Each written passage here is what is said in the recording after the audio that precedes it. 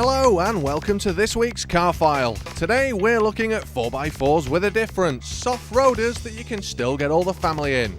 We test drive the Volvo Cross Country and the Audi Allroad to see which one of these cars is the most tempting. First up, Elisa Portelli tries out Volvo's offering. There are many things to admire about the Swedes. Blonde hair, tall, beautiful people, relaxing in their saunas while gently whipping themselves with birch twigs. But despite this playful image, they are rather dull people. And nothing reflects this more than a big boxy Volvo estate.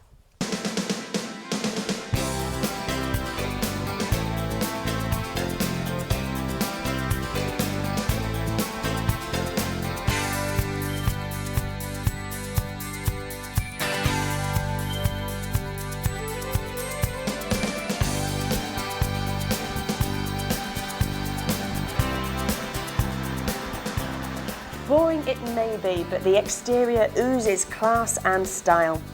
This body is well screwed together. Panel fit and paintwork will stand comparison to any German marque. It is sleeker than the outgoing model, the windscreen seems to slope more, and it has a rather pointed new front end. The manufacturer tells us that this car is 10 centimetres shorter than its competitors, but with clever design it still maintains the same interior space. The interior is very comfortable. All controls are easily to hand, and it's got all the toys even a bored executive could hope for.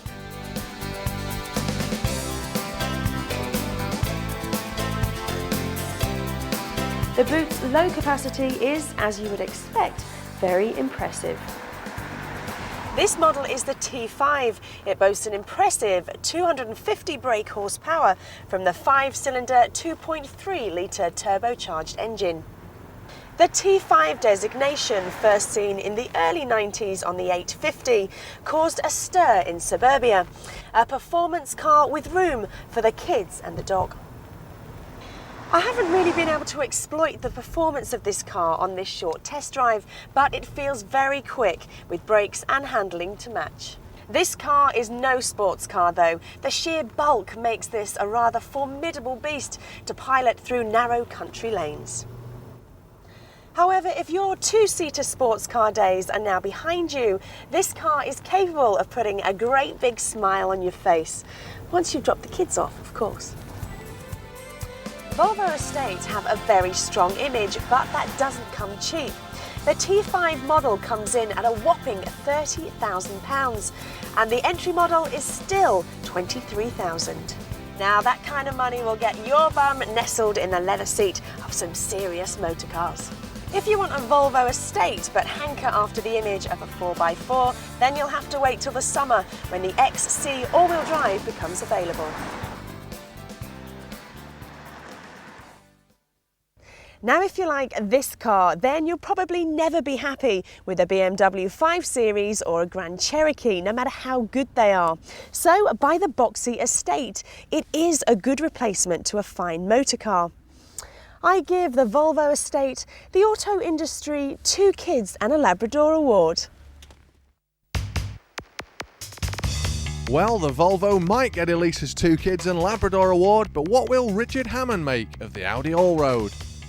Here's a good one, right? You'll love this. What do you get if you cross a sheep with a kangaroo? Well, probably quite an expensive lawsuit, and you certainly open up an interesting moral debate, but we do love our hybrids. It's the same with everything. We won't settle for just a food processor. It's got to double up as a letter opener and shower cap as well, and the same goes for our cars. We want that bit extra. That's why Audi invented the A6 Avant, an estate car crossed with a sports car. Now they've done it again with this, the Allroad, an estate car crossed with a sports car, crossed with an off-roader. The result? Surely a big wobbly bag of compromises. But we'll find out.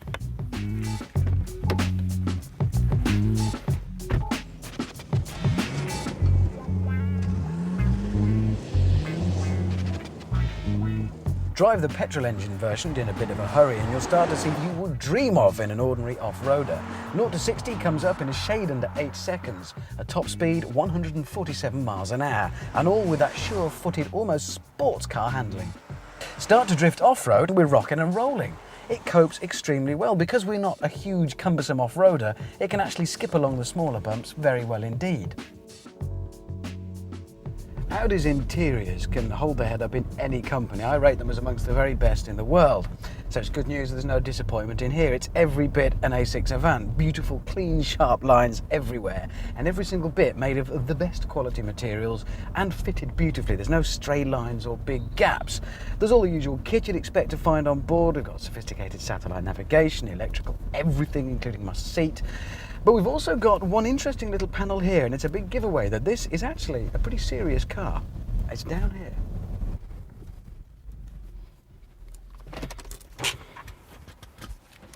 Because when Audi named it the Allroad, they did so with good reason. It's suitable for all roads, and that's not just because it has the Quattro four-wheel drive system.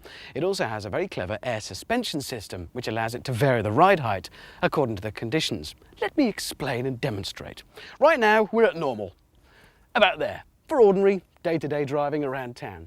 If you go over 75 miles an hour or press the button to lower it, it automatically drops to its lower position, streamline, for going really fast. If you want to go a bit off-road, you hit the button, you go up past normal and on to high 1. We've got a bit of extra ground clearance, we don't catch anything underneath, fine. If it gets really tough, we can hit the button again and we go up to high 2. We're really high up, nothing can catch us and we're safe. That's the theory. That's just me jumping up and down. Don't know how it works in the car. So we'll try it. And we'll try it on all roads. It is surprising. With this system, you can get an Audi into places that you really don't expect to see an Audi. And more importantly, you can get it out again. Driving as I was the automatic is certainly not ideal for off-roading. This one doesn't have the optional low-ratio gearbox either, so going downhill I had to put the brakes on, which can mean locking an occasional wheel. It does get a bit alarming, but we certainly got round unscathed. Mind you, part of me was wondering, would I really want to take an estate car that costs between £32,000 and £36,000 off-road at all, where the body could get all dinged and scratched? Mind you, if you got the money to pay for the car, you'd probably have the money to have all the blemishes taken out.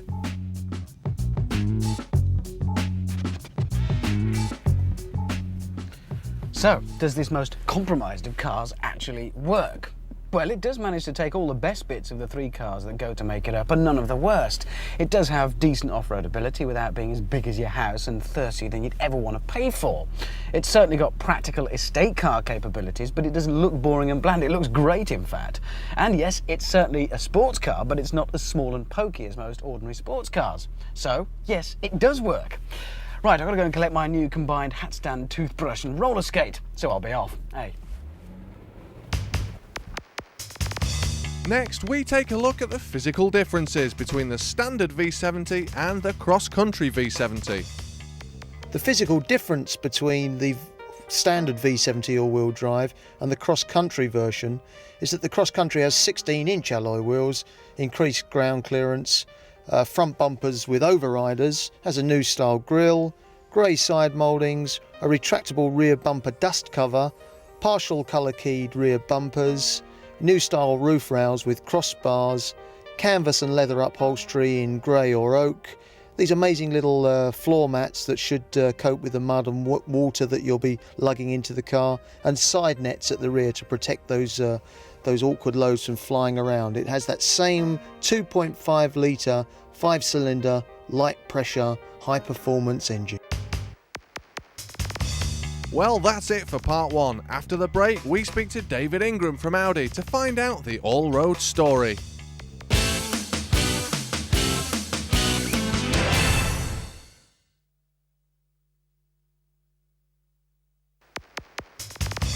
Welcome back to part 2 of Car File. Now, when we asked Glenda to check out the Volvo Cross Country, she came up with the bright idea of driving over a bridge that crossed 2 countries. Very clever. A lovely long line of pristine new Volvo V70 Cross Countries, and I'm in Denmark to test drive them. And this is my car. First stop is a very peculiar thing. It's a bridge that isn't open to the public yet and hasn't finished being constructed. What's so special about that? I'm going to go find out.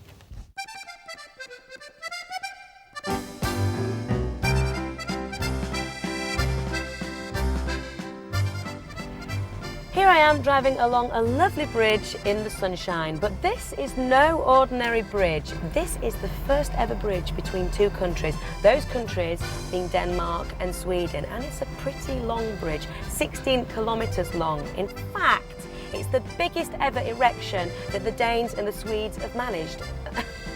And in construction, of course. And you know, Volvo have managed to secure us a test drive across this bridge before it's even due to be open on the 1st of July. Not bad, eh? The Øresund Bridge will ease traffic congestion and allow easy travel between Denmark and Sweden. Oh, and it's being built without any damage to the surrounding environment. Good, eh? Here in Sweden at lunch stop, we've just had a very nice lunch stop. And now, seriously, it's time to try the V70's capabilities on an off-road course that Volvo have especially set up for us. Let's give it a go.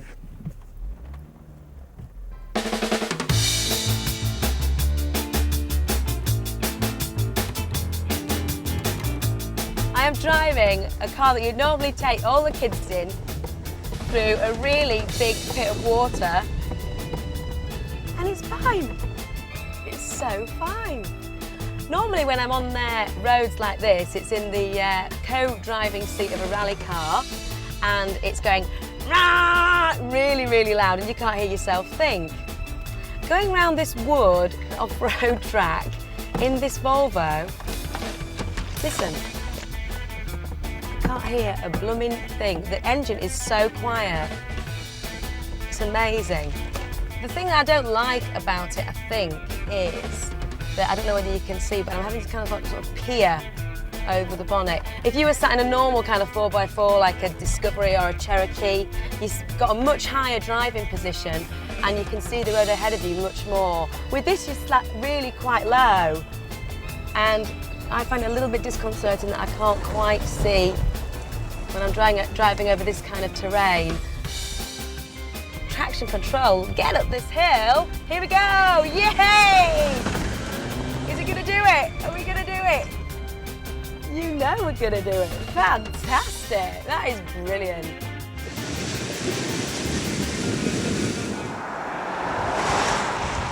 The V70 is a solid drive on the road, as you would imagine from a car like this, but surprisingly, when you're going around the corners, it's ever so light.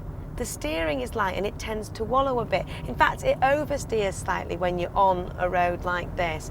And when I first got in the car, it was ever so slightly unnerving. Yeah, it feels solid, but it's all a bit wibbly wobbly on the top. I was speaking to one of the guys from Volvo earlier on, and he said that they've had to kind of compromise on the stability of the car when it goes around corners to get it right when it's off-road, and I agree with him there. I'm in the middle of Sweden and I'm lost. Where is it? Bastard. Oh, there it is. So that's how you spell it. Right, I know where I'm going now. They've got funny names here.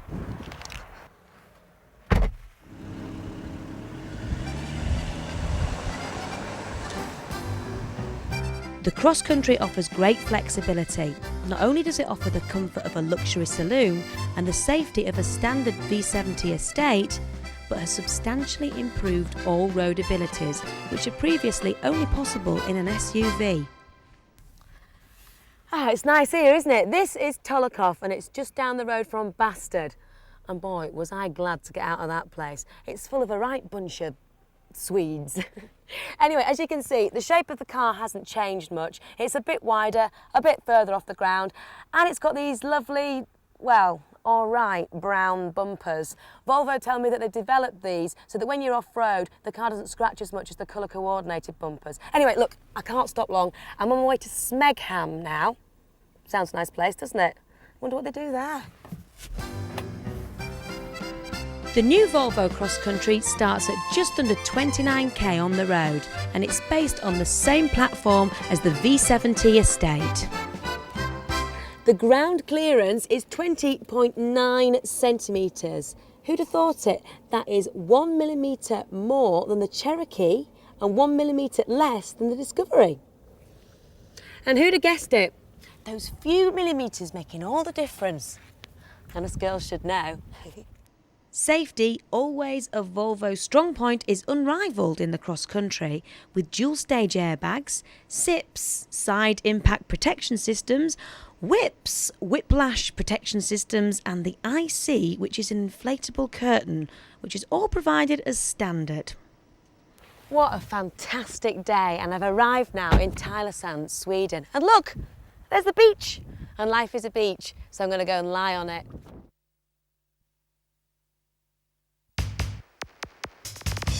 Well, now it's over to David Ingram from Audi, who told us a little bit more about the Audi Allroad. We all knew that we had a very good traction system with the Quattro.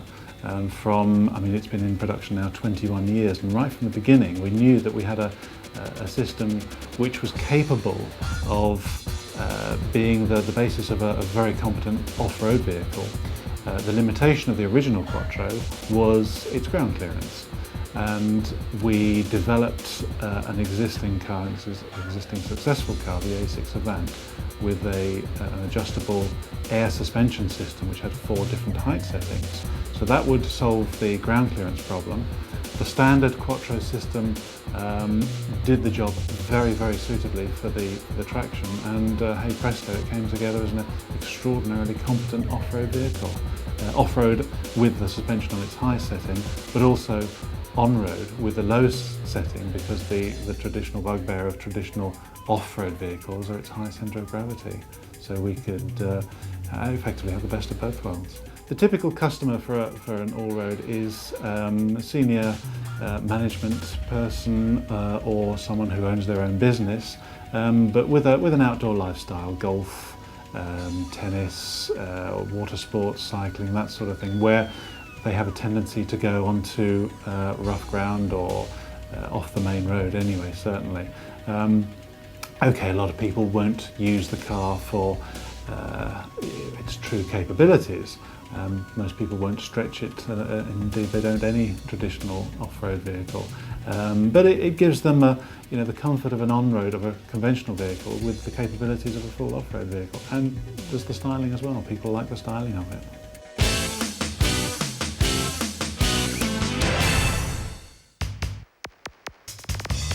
The time has finally come to take the two cars head-to-head. Germany versus Sweden, as Ken Gibson threw down the gauntlet between the Volvo Cross Country and the Audi Allroad.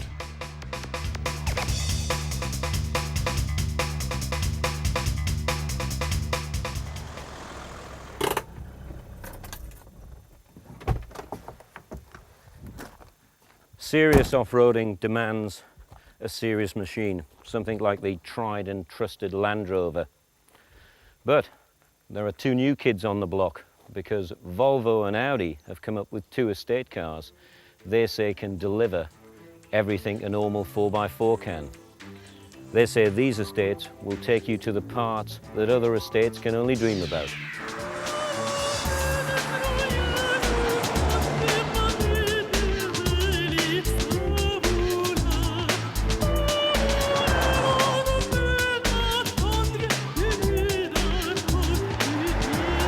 Both cars are based loosely on current estate versions, the Volvo on the new V70 and the Audi on the A6 Avant. But as you can see, they both get a serious boost of motoring steroids to give them a rugged edge that sets them apart.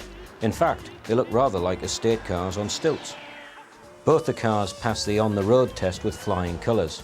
They're handled just like executive saloons, and inside they're a class act. The Audi even gets its own mini TV set and navigation system, and the Volvo boasts a cruise control and an immaculate music system. But the makers claim rather boldly that what sets them apart is their ability to go where previously only 4x4s dare go. So we've decided to put them to the ultimate test, and we brought them here to Eastner Castle, where Land Rover put their famous vehicles through their paces. It's off-road's answer to hell.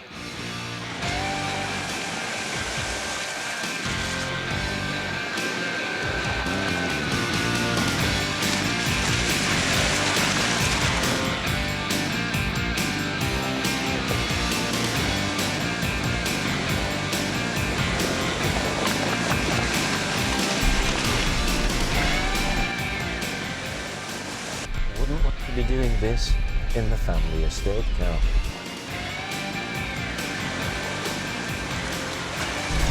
This is like swimming in the deep end at the swimming pool, and I never did like the deep end of the swimming pool. The Audi scores heavily with its greater ground clearance, thanks to its unique 4-level air suspension. And its proven Quattro 4-wheel drive system conquered everything, bar the swamp. Although in fairness, it did get out, eventually, but with an embarrassing leak. The Audi also gets the option of a low-ratio transmission gearbox for the very sticky situations. The ride in the Volvo was the smoothest of the two. It really is incredibly comfortable, even going through this jungle. But the Volvo did suffer through lack of ground clearance, which led to some uncomfortable scrapes en route. Yeah, it clearly has problems. That doesn't sound great. The cost of having the best of all worlds does not come cheap. Both these machines are the other side of £30,000, around £2,000 more than you'd pay for a standard estate. Well, I think it's certainly safe to say that I've taken these two very, very civilised estate cars to an off-road hell they're never likely to experience in whoever buys them. But I still can't figure what the point of them is. If you want an estate, you buy it to load lug. You don't buy it to be a 4x4. That said, they're good. Actually, they're surprisingly good. But not this good.